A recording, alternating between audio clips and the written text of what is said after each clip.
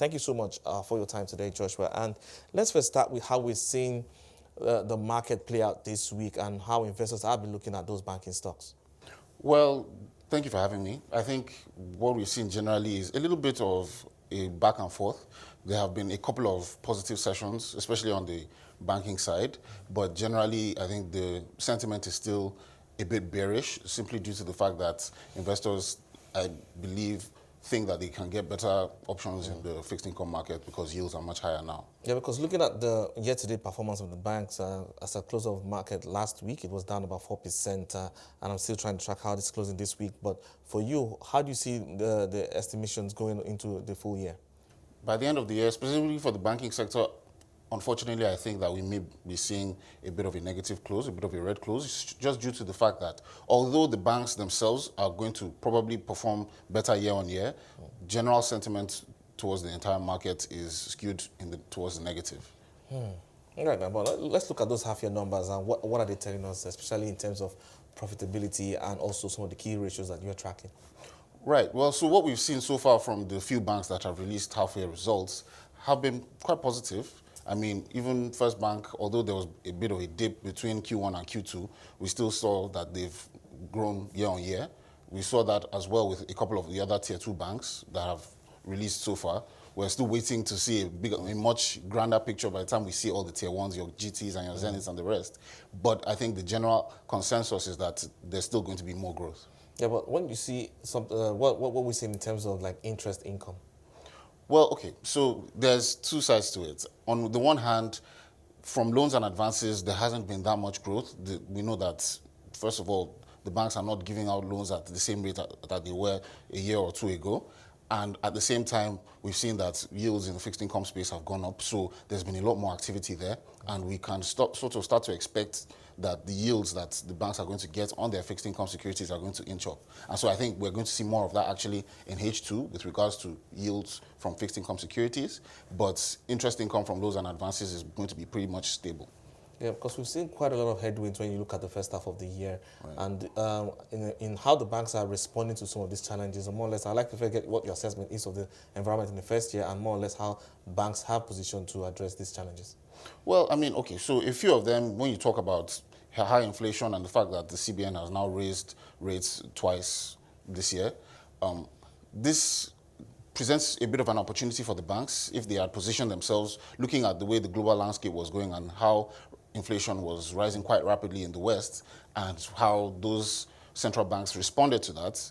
They could have maybe anticipated that there may be some rate hikes which would come about due to the fact that we have such high inflation. Now, if they had done that, then they would be in a good position to take advantage of the rising yields and also would start to see more patronage from investors when it comes to fixed income trading, which I think has been the case. And we saw a little bit of that as well in the Q2 results, where there was a much higher jump in fixed income trading revenue. But when you look at the banking sector in Nigeria as a whole, are you noticing any key trends across the tiers?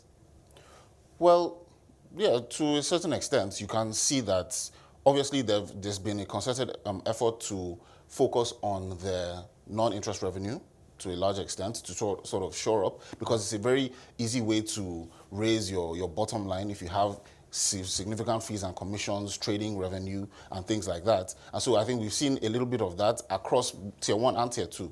But obviously the Tier 1 banks have sort of taken a different approach, which is the holdco structure and all. But the Tier 2s are still doing a lot of things with regards to things like digital banking, USSD, yes, trying to push that quite significantly. And then agency banking, we've seen a lot of growth in that space specifically. Because I asked that question because I was going to go into this area around talking about how they are positioning to compete or more or less collaborate in that space. Right. We're seeing the fintechs come on board, doing quite a lot in that space in terms of financial services. Right. And now we're also seeing that telco-led push from the payment service banks as well. Right. That's just going to be a lot of competition. Hopefully for the customers, for the consumers, that should be positive. It should lead to better service. But for them, it should also create a lot more innovation. So they are going to have to be very, very creative with the way they structure their fees, because the PSBs, like you mentioned, are much cheaper to transact with than the traditional banks. So they're going to have to find a way to cut their costs or just lower their fees. And that's going to create a much more diverse area or selection for customers. But I think that that's always just a positive. Yeah, but when you look at the down the line, what downside risks do you see, especially for the banking sector, for the rest of the year? For the rest of the year, well, so the thing is, it's all tied to the economy, right? So if economic growth slows down or, heaven forbid, turns negative, that will start to trickle into things like your non-performing loans. You might start to see things like provisions increasing, and at the same time, this could have a negative effect on loans and advances and the like. So there are a few ways that it could impact, both in terms of income and in terms of costs. And those could potentially, if the economy goes bad, could have some sort of downside risk.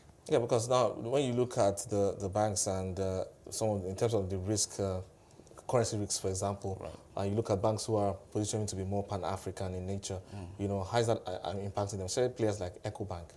Well, for them, it's only a positive, simply due to the fact that the more diverse and the more markets you are in, the less specific currency risk you have from one country. So if Nigeria is going through a bit of a bad patch as it is at the moment, but you have a lot of exposures outside of that and you're a bit long on your balance sheet, you may be able to cover those short-term revaluation losses. And the more income you're having from those other countries, the better your balance sheet looks overall, and the better your income will look, and you have less risk. So I think that all those banks, like you mentioned, EcoBank, UBA, Access Bank, all those banks are definitely spreading their risk quite well, and they should be a little bit insulated from too much currency devaluation risk. Finally, one word, your outlook for monetary policy.